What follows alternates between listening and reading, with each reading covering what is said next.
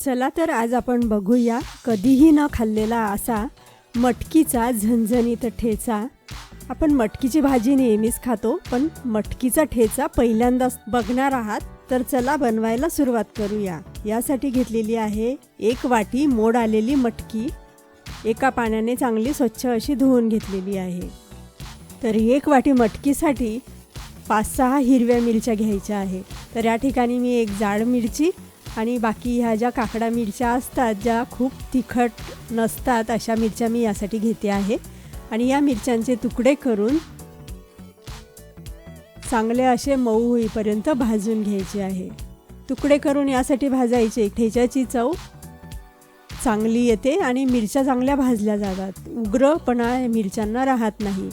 आणि जर मिरची तिखट असेल तर तिचा तिखटपणा कमी होतो, म्हणून या पद्धतीने तुकडे करून ह्या मिरच्या मऊ होईपर्यंत भाजून घ्यायच्या आहे।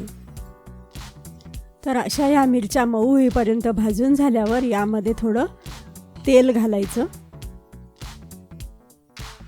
त्यानंतर 5-6 लसूणच्या पाकळ्या आणि ठेच्याच्या चवीनुसार मीठ आणि चांगलं असं मिक्स करून घ्यायचं।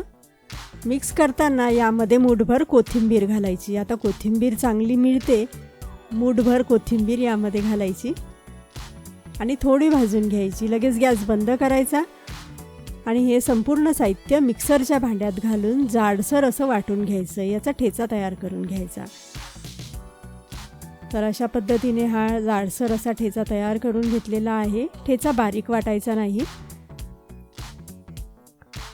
आता हा ठेचा काढून घ्यायचा आणि याच मिक्सरच्या भांड्यामध्ये ही धुवून घेतलेली कच्चीच अशी मोड आलेली मटकी मिक्सरमध्ये जाडसर अशी वाटून घ्यायची आहे। तीही ठेच्याप्रमाणे जाडसर अशी वाटायची आहे, जास्त बारीक वाटायची नाही। तर असं हे जाडसर वाटून घ्यायची मटकीसुद्धा। जसा आपण ठेचा जाडसर वाटलेला आहे तशीच मटकी ही जाडसर वाटायची। त्याच तव्यामध्ये 2 चमचे तेल गरम करून घ्यायचं। तेल चांगलं कडकडीत असं गरम व्हायला हवं। तेल गरम झालं की यामध्ये वाटून घेतलेला मिरचीचा ठेचा यामध्ये घालायचा आहे। हा ठेचा तेलावर थोडा परतवून घ्यायचा, खूप असा करपू द्यायचा नाही, अगदी जस्ट 1 मिनिटासाठी परतवत राहायचा। आता यामध्ये जाडसर वाटून घेतलेली मोड आलेली मटकी घालायची।